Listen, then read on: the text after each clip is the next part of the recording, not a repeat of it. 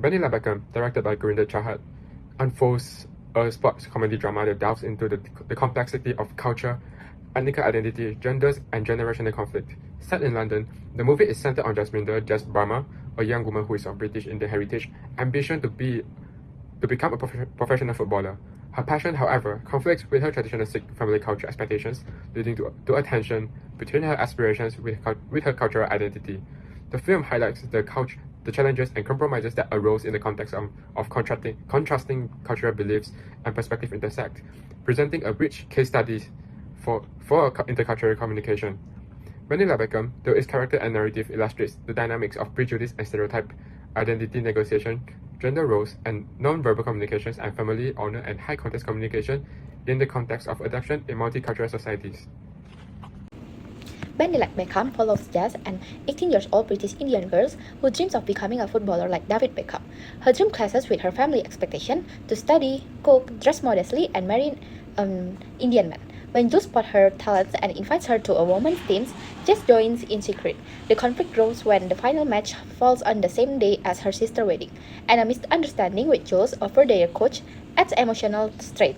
This slide highlights Jess' struggles to balance family loyalty with her personal passion. Jess also faced racism and feels caught between British society and Indian tradition, creating a sense of isolation. Her father, remembering his own experience with discrimination, begins to empathize with her. Eventually, her parents allow her to accept a scholarship to Santa Clara University. The films end on a hopeful note, showing how empathy and communication can help bridge cultural gaps, and that supporting a dream doesn't mean abandoning one's values. It means growing together. Intercultural relationships in Vanilla Beckham face forces that try to pull them apart, but character growth makes them stronger. This is due to two principles: power, where one group controls another, and cultural misconceptions, which are stereotypes. These are challenged by character growth through self-expression, where they grow personally by engaging openly with others and new cultures. These principles are seen in Jess and Jules' friendship, influenced by Jules' mom, Paula. Paula holds power from the dominant English culture and sees Jess as an outsider. Fearful that Jules isn't feminine enough, she comments, "There's a reason why Sporty Spice is the only one of them without a fella."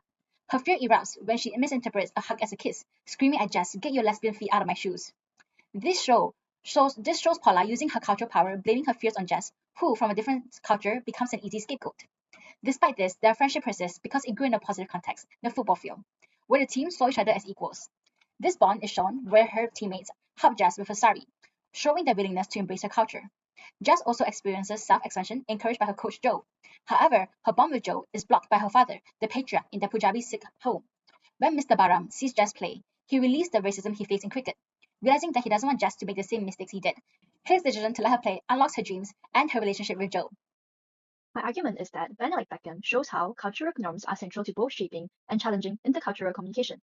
Especially in immigrant families, norms can create invisible barriers, limiting expression, causing misinterpretation, and blocking understanding across cultures. Jess' Punjabi family holds collectivist cultural norms that value obedience, modesty, and family reputation. These expectations make open communication difficult. Jess's dream to play football is seen as shameful rather than aspirational, creating a barrier between her identity and her family's worldview. One clear example is when Jess is scolded for wearing shorts while playing. The norm around modesty and gender roles turns a simple action into a symbol of defiance. Here, cultural values prevent her parents from hearing Jess's true intent, creating a communication breakdown and rooted in conflicting meaning and systems. Her father's resistance also stems from unspoken cultural trauma. His past experience with racism shapes his protective stance, but because these feelings are never discussed, they become a barrier to emotional understanding. Jess sees him as controlling, when in reality, he's afraid of her. Cultural silence keeps them from connecting. Even in Joe's family, we see how dominant cultural norms can distort communication. Joe's mom misinterprets her daughter's friendship with Jess due to different expectations around gender and emotional closeness, which this again shows how unquestioned cultural norms can lead to misreading and tension. Still, the film shows these barriers can shift. Jess sneaks away to her match but returns in time for the family photo, signaling that cultural loyalty and personal freedom aren't mutually exclusive. Her father's eventual support, prompted not by argument, but by witnessing her passion, shows that empathy can soften rigid norms. Ultimately, Vanilla Beckham argues that cultural norms, when treated as flags, block understanding, but when we approach them as adaptable, they can be tools for connection, not division. Vanilla Beckham is often seen as a story about cultural identity, British individualism, and Indian collectivism, but it is much more than that. It is about a subtle clash of communication styles. It's about how those values are expressed. Jess prefers open, direct conversations shaped by her British upbringing. Her parents, on the other hand, rely on indirect, emotionally layered communication grounded in cultural tradition. This misalignment often means that love is misunderstood. Jess hides her football ambitions, not out of shame, but because her family's emotional framework doesn't allow direct negotiation. Her silence is an act of protection, not rebellion. Meanwhile, her parents assume their silence is understood as love and concern, but without a shared emotional language, these messages get lost. Both sides care deeply, yet neither feel truly heard. This emotional disconnection highlights a key issue in intercultural families. When expression styles diverge, even love can feel like opposition. Misunderstanding arises not from a lack of affection, but from a failure to express it in a way that the other side recognizes. In Bending like Beckham, Jess navigates a complex web of prejudice and stereotype that influence her identity, relationships, and aspirations. These challenges came from her traditional Sikh community and the predominant British society, revealing how cultural, gender, and racial biasness intersect to shape her journey. Jess's experience offers a powerful lens through which to examine intercultural communication and barriers faced by individuals caught between conflicting cultural worlds. The film critically examines how gender stereotypes and cultural expectations restrict women's opportunity, particularly in male-dominated spaces like professional sports. Firstly, Jess and Jules have limited support from their families to play professionally as football is considered as a man's sport by their parents. Jules was consistently forced by her mother to conform to traditional standards of femininity. The movie immensely focuses on stereotypical social standards of women to be dressing in feminine clothes, cooking, and to be subordinate to men, highlighting the underlying patriarchy of the society. Jess, within her own community, is expected to conform to her gender role. In the movie, Jess's mother defines a proper woman as someone who is culturally immersive, modestly dressed, and takes good care of the household, and has a successful marriage. She who is labeled as proper shall not be wearing shorts or running around half-naked as with men, and shall be shameful of her body scars. Portraying the stereotypical view of a female's appearance must align with the ideas of beauty and purity. These stereotypical expectations perpetuates the prejudice that a woman's value lies in her adherence to conventional femininity and domesticity rather than her individual abilities and aspirations. The film also explores how various forms of prejudice, particularly cultural and gender-based, shape the experience of minority women in sport, illustrating the complex intersection of identity within Britain's multicultural society. Historically, football has been considered aspects of masculinity diametrically opposed to feminine attributes. Early in the film, Jess was being mocked for playing football and objectified through sexuality suggestive comments, reflecting a deep-seated misogynist. This aligns with Weller's argument that sports remain gendered polis, where women participation is often sexualized or trivialized. Due to the stereotypical perception of football as being a male-dominated sport, Jess was also chastised for being better at football instead of fulfilling traditional domestic roles, undermining the family-oriented shared culture where female is traditionally molded to be virtuous and domesticity. Jess' criticism for being better at football than cooking highlights the gender and cultural prejudice that she faces within her Sikh community. Her athletic talent is dismissed not on the basis of merit, but because it contradicts to the traditional belief that women should be modest, domestic, and family-oriented.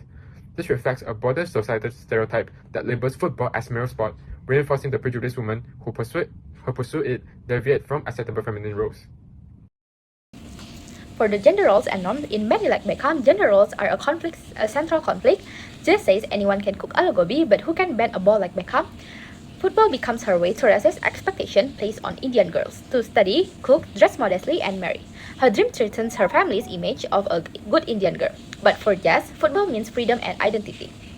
Jess' father says he will only end up disappointed like me, fearing he will face the same racism he did in cricket.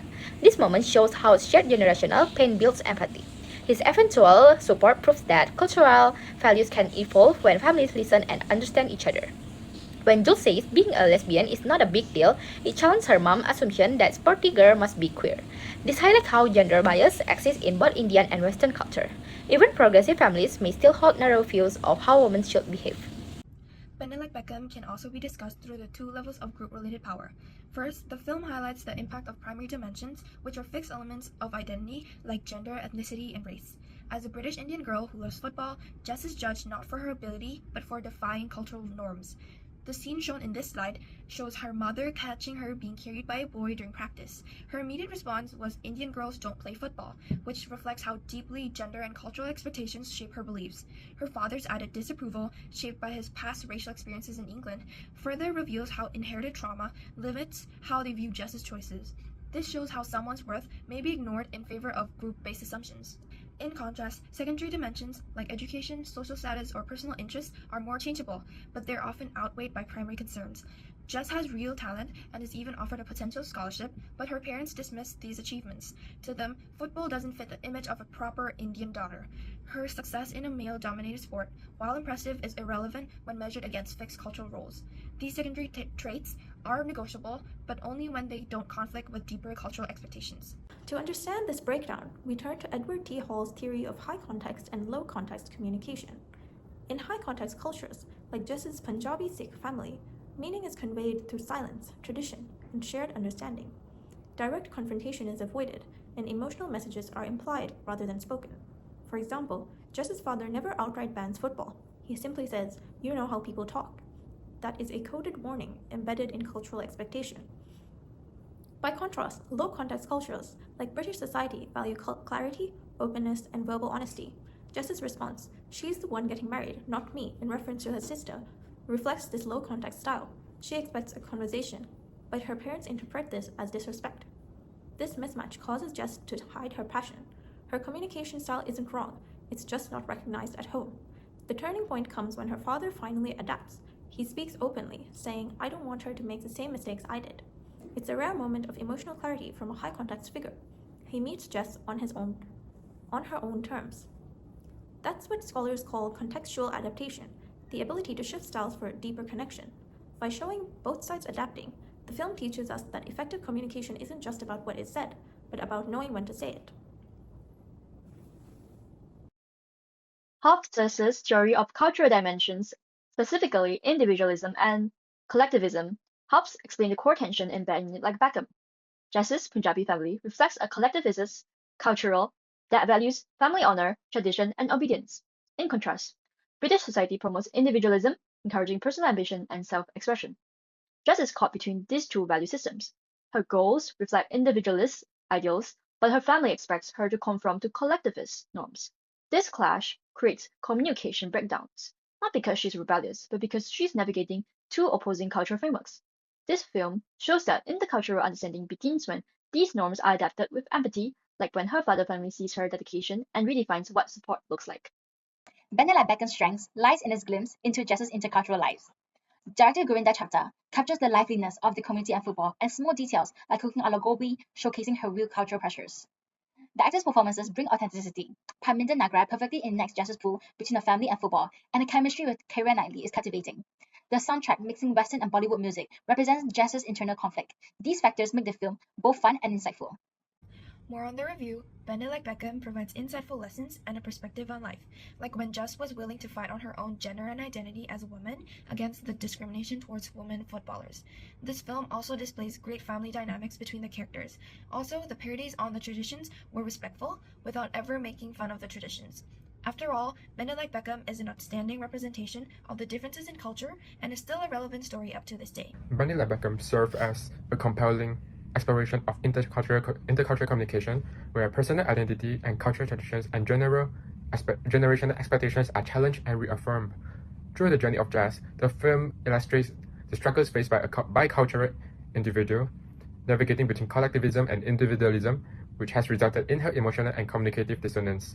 By the application of theories such as Hall's high and low context communication and Hofstede's cultural dimension, the film reveals how miscommunication often arises not only from conflicting values, but also the difference in modes of expression and also emotional expectations. Ultimately, the film illustrates the effective intercultural communication requires empathy, adaptability, and a willingness to engage with diverse perspectives. Through heartfelt performances, cultural authenticity, and insightful storytelling, Bend Like Beckham not only entertains, but educates, making a strong case for the importance of intercultural competence in an increasing multicultural world, setting forth a resonance narrative about identity, belonging, and transformation.